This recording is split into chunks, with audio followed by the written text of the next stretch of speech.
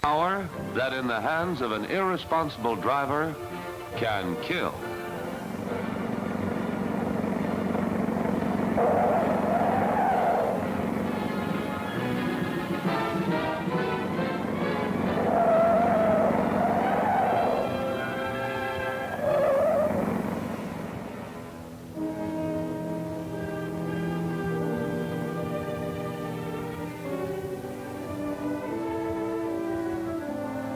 Power that, on the other hand, can be of great service when controlled by those who are careful and considerate.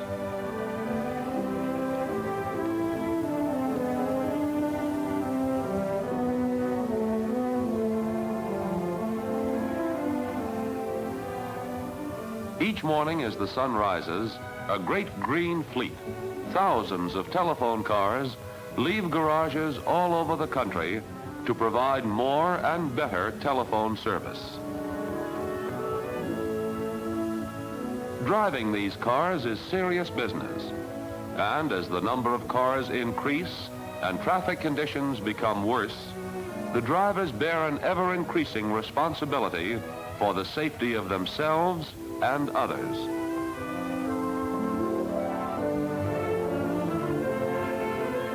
Today, throughout the country, 90 people will lose their lives in automobile accidents.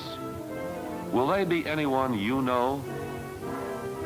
While you are looking at this picture, 1 will die and 3 will be crippled for life. It happened yesterday too, and the day before. It will happen tomorrow, the next day, and the next. Why? Oh, they give lots of reasons. One says, I had the right of way. Another, he went through a red light. Or, he didn't signal. That's what they say, but actually, they didn't see. They didn't hear. They didn't think. It's human failures, not mechanical failures, that cause most accidents. A vehicle is designed for your safety and convenience. With regular inspection and proper maintenance, it's ready to take you safely wherever you wish under all kinds of weather and highway conditions. But don't forget the most important factor of all, the driver behind the wheel. For it's the driver who determines whether accidents have to happen.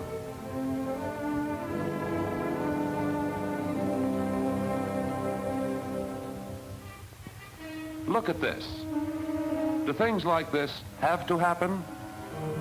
Let's see where and how most of our accidents occur.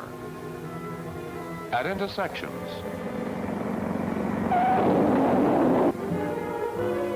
On curves.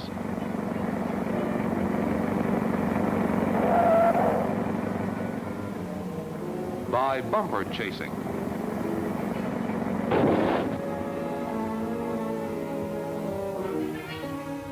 At parking spaces.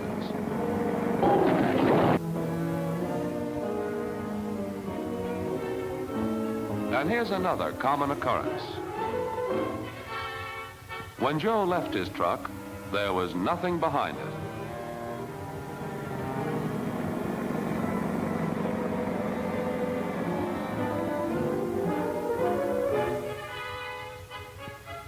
It could have been a lot worse, Joe.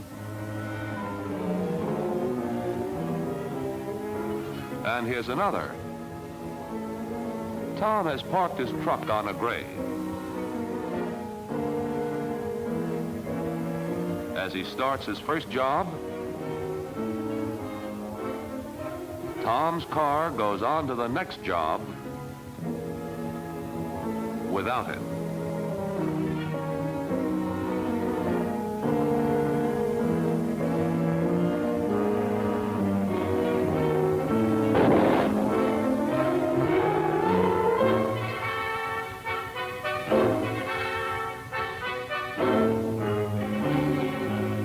These are the accident traps waiting for you. Can we avoid them? thousands of telephone men and women do year in and year out. They are the safe drivers, the men who respect the lives and the property of others.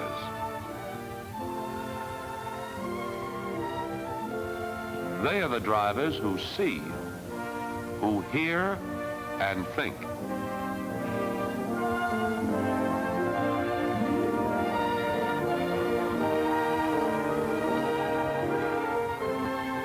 They know their car and report faulty conditions for repair, a responsibility of every driver.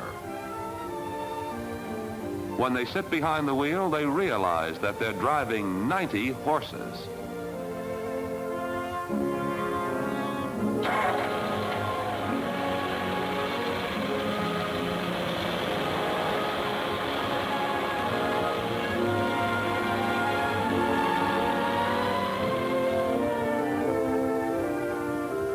You have seen a fellow take good care of a dollar screwdriver or other small tool, and then a little later do this.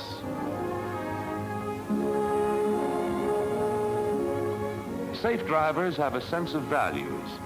To them, a car is a precision tool. More important, they have developed the habits of concentration, control, and courtesy. It's simple. Let's call them the 3 C's of defensive driving.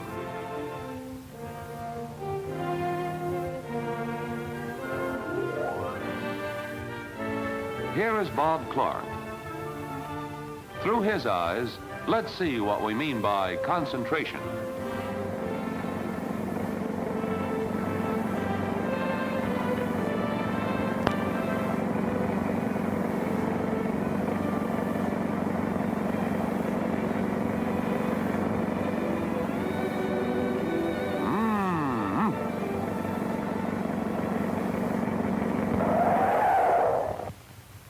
Wow, that was close, Bob.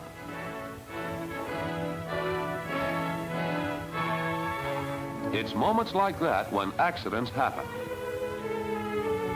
Concentration means excluding everything but driving from our minds.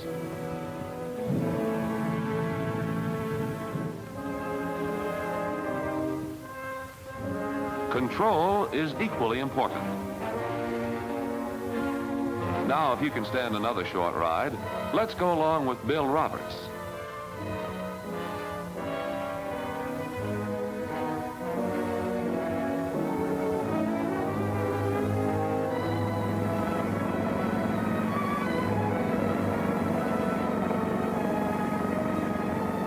Bill, I see you're in the 20-mile zone.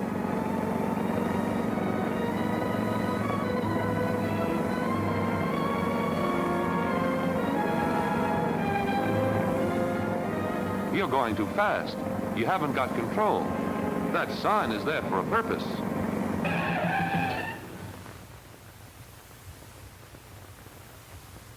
Bill, you may not be as lucky the next time.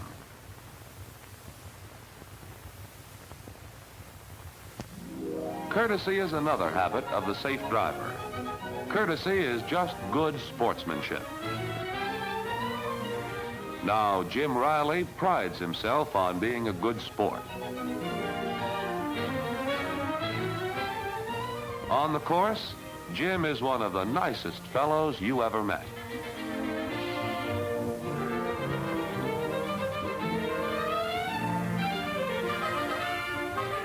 He doesn't think twice about letting the other fellows through.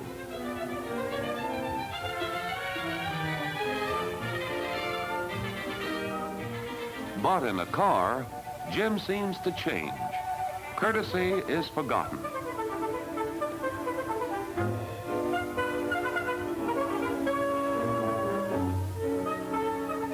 Now, don't be impatient, Jim. Don't try to drive around them.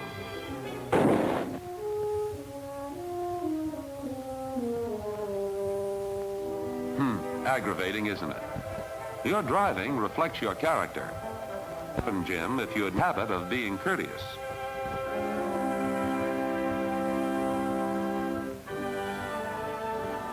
Concentration, control, and courtesy are the 3 C's of defensive driving. They keep drivers out of accident traps. Of course, every good driver knows that, in addition, there are other important fundamentals of good driving. It's the responsibility of each of us to be sure that mechanically all parts of our car are in proper condition to ensure safe driving. Make sure the seat is adjusted to your height. For comfort and control, grasp the wheel like this. It's called the 10 minutes to 4 grip. This grip provides maximum leverage and keeps the right hand close to the gear shift lever. When going down grade or stopping, use your engine to slow down your vehicle and your brakes merely to assist the engine. Think ahead. Begin to slow down early by taking your foot off the accelerator. Apply your brakes evenly and firmly. Disengage your clutch just in time to keep the engine from stalling. The parking brake is not intended for use in stopping or to slow down, except in an emergency. It is designed to hold the vehicle when it's not moving. These fundamentals, plus the 3 C's, are the tools that safe drivers use at all times, and particularly in locations where accidents are most likely to happen. Here is an example of defensive driving. This driver is approaching an intersection. He concentrates on his car, the car ahead, the car behind, and the car that's probably around the corner. He uses control, signals, and slows down enough to allow time to look left, right, and left again. Whether the signal is with him or against him, he's courteous. Rights of way are meaningless if the other driver doesn't stop.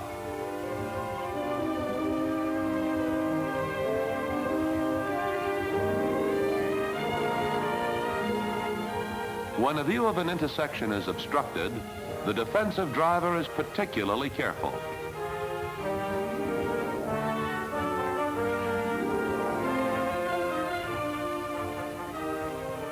It is the driver's responsibility to get through intersections safely.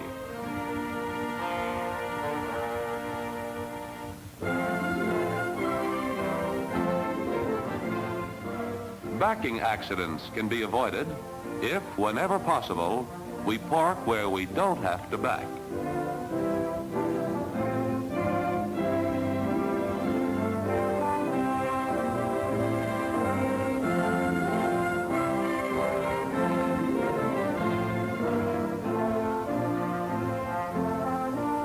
When backing into traffic, apply the 3 C's and prevent an accident. Back up slowly. Be ready to stop instantly. And be courteous if someone blocks your path. Watch for other cars, bicycles, and children at play.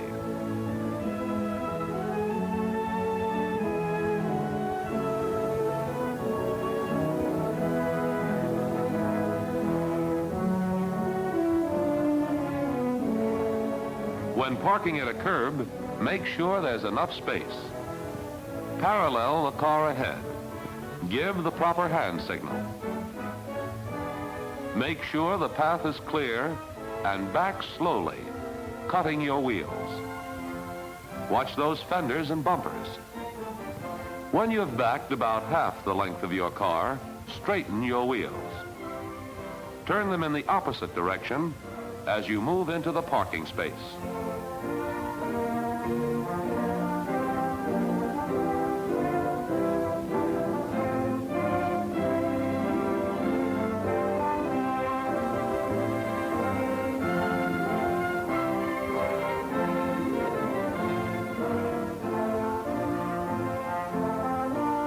When you're parked, your car should be a few inches from the curb.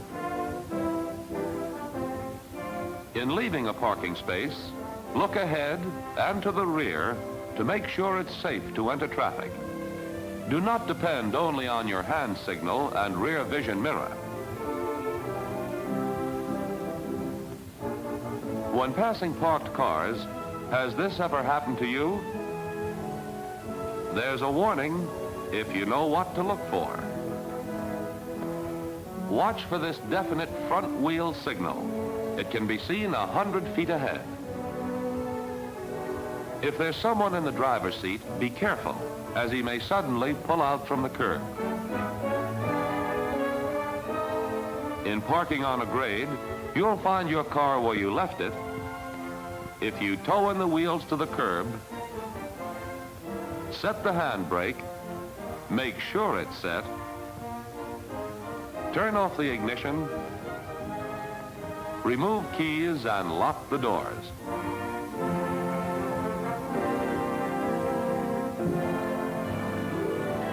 In alleys, you will find a combination of many driving hazards.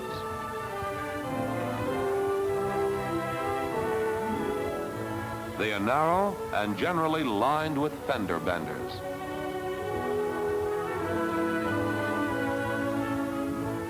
Remember these words, blind alley, every time you drive in or drive out of one.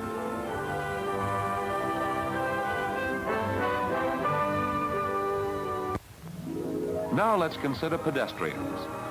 We know they will not always cross over at intersections, traffic lights, or within the marked lanes. The responsible driver recognizes this, and he drives accordingly.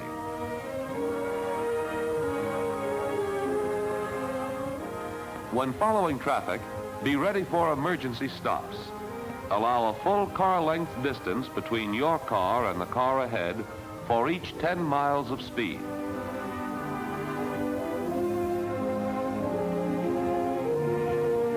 Curves are serious accident traps.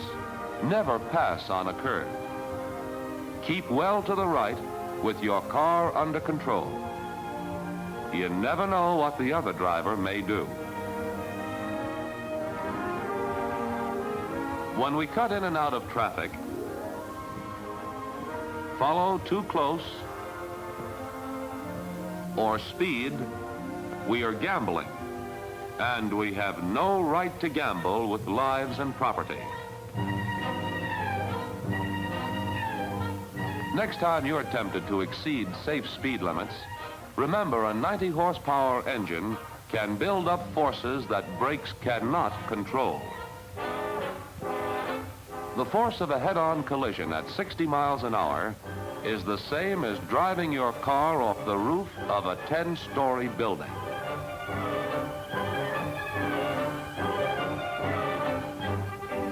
Would you do this?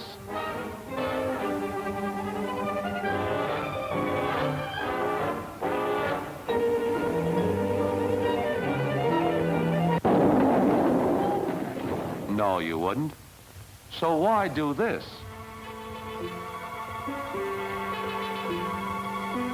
These cars might just as well have been driven off a 10-story building.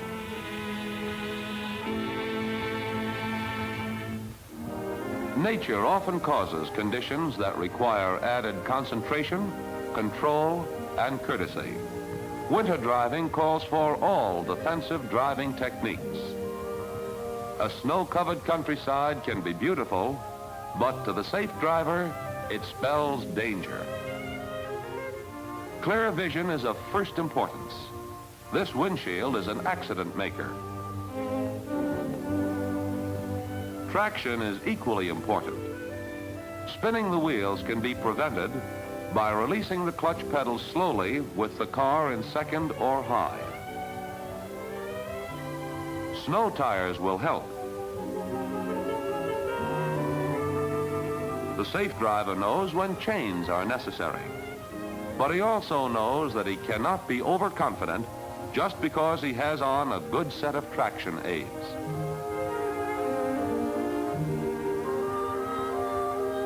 We can only operate safely by driving at a speed consistent with road conditions.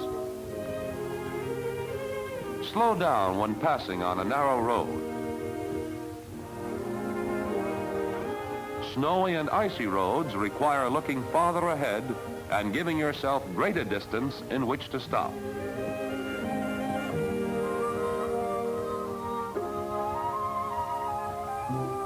This means to approach intersections at greatly reduced speed.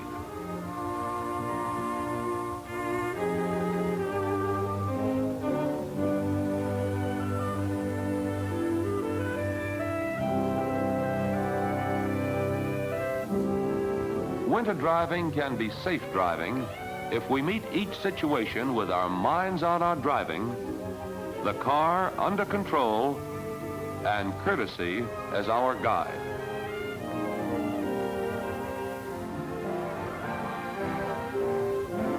For all kinds of driving, the 3 C's will help us to cope with the unpredictable acts of others. Concentration, keeping our mind on what we're doing. Control, driving the car instead of the car driving us. Courtesy, giving freely the right of way regardless of conditions.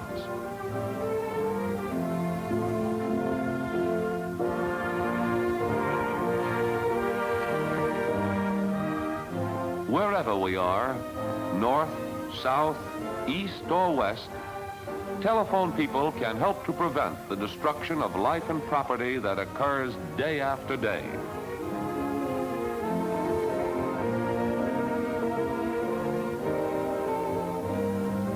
Wherever we travel,